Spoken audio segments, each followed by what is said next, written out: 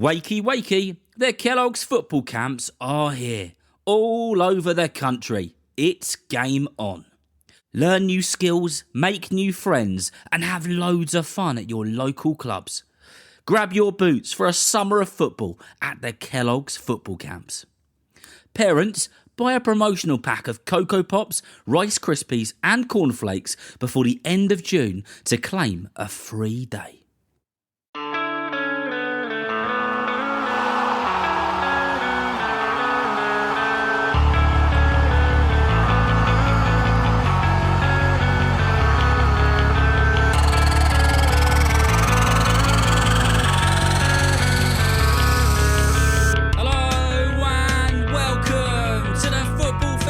Podcast with me, Darren Rees.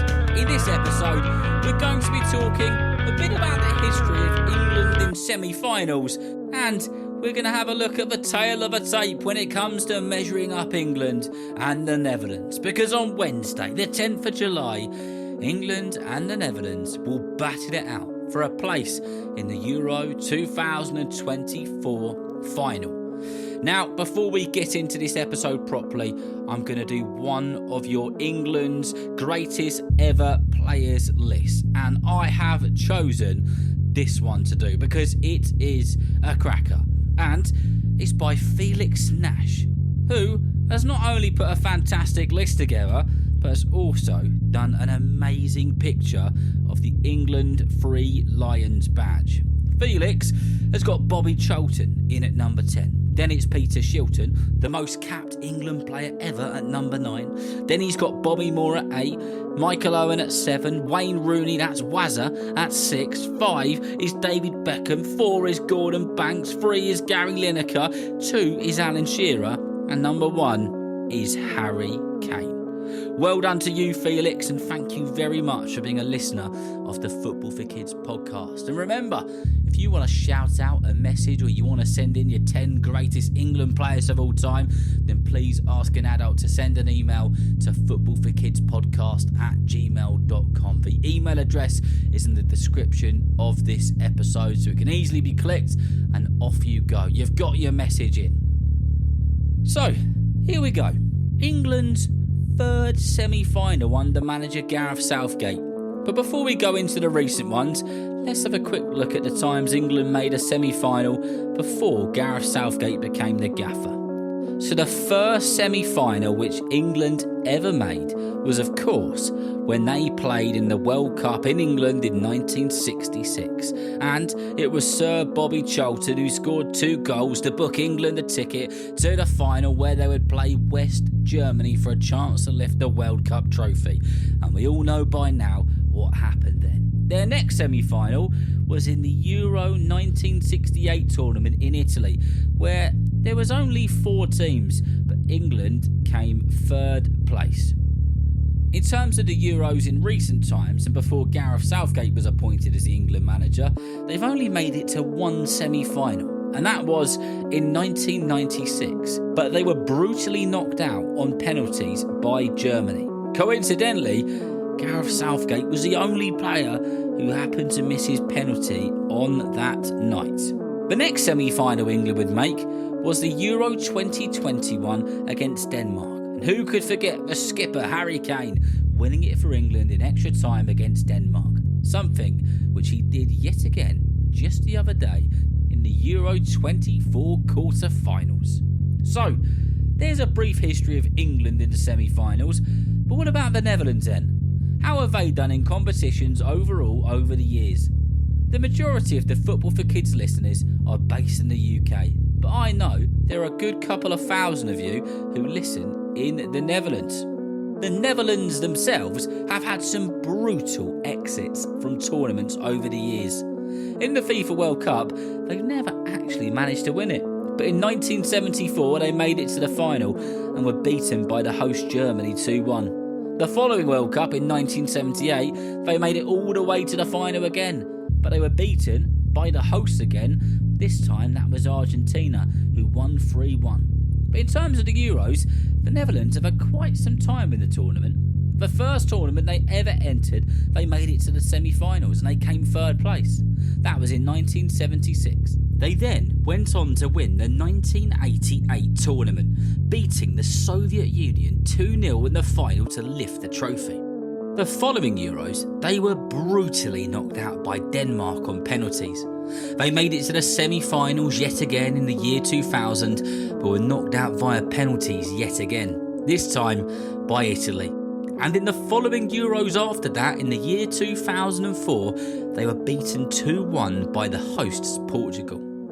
Since then, the Netherlands have been knocked out of the group stages, knocked out of the round of 16 and out of the quarter-finals. But on Wednesday, the 10th of July at 8 p.m. UK time, the Netherlands will play in their first semi-final in 20 years.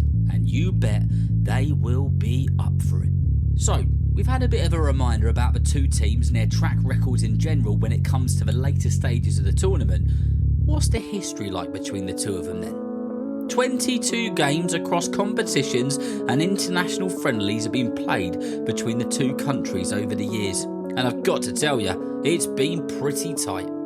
The Netherlands have won 7, England have won 6, and there have been 9 draws.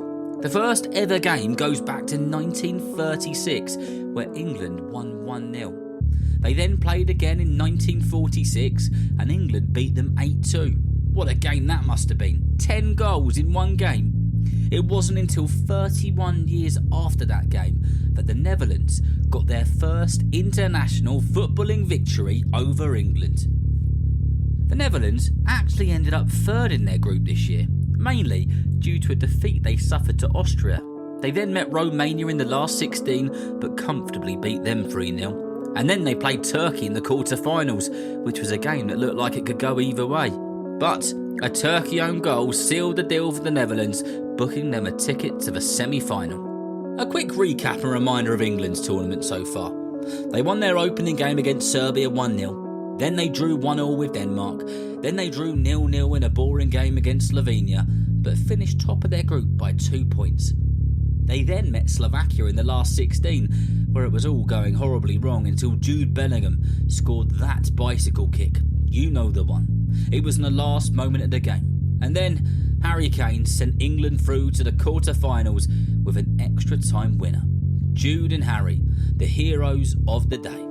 England then met Switzerland in the quarter-finals in a game that went all the way to a dreaded penalty shootout. Something England haven't been great at over the years. But super Jordan Pickford was on his A-game and he saved the penalty. And then all 5 of the England players stepped up with pure confidence and stuck theirs into the back of the net.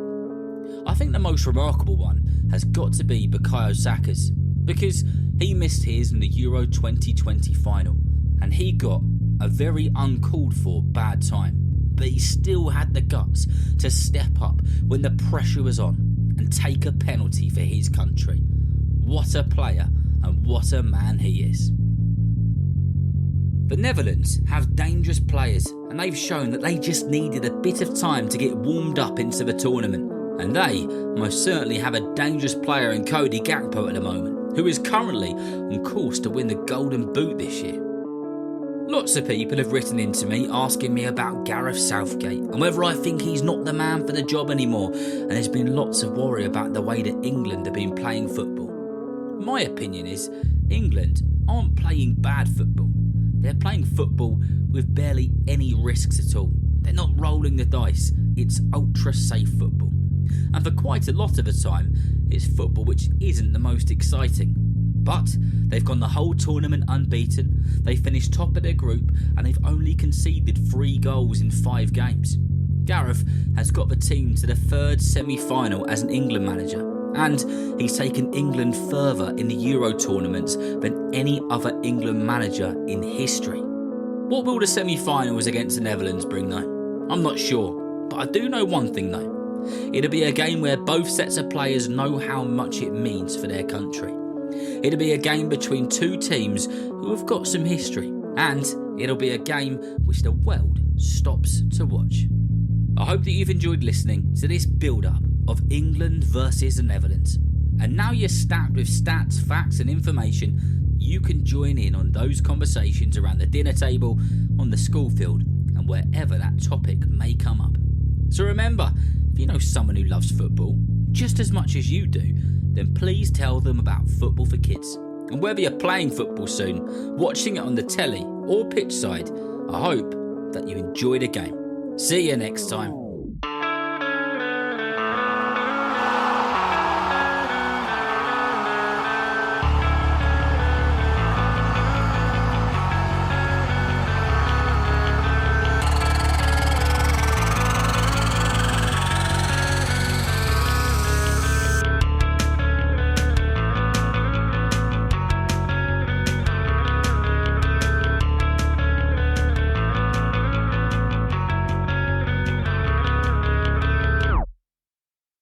I hope that you enjoyed this episode. And remember that Kellogg's have amazing football camps taking place throughout the school summer holidays all across the country. In fact, they're in 73 different locations across the UK.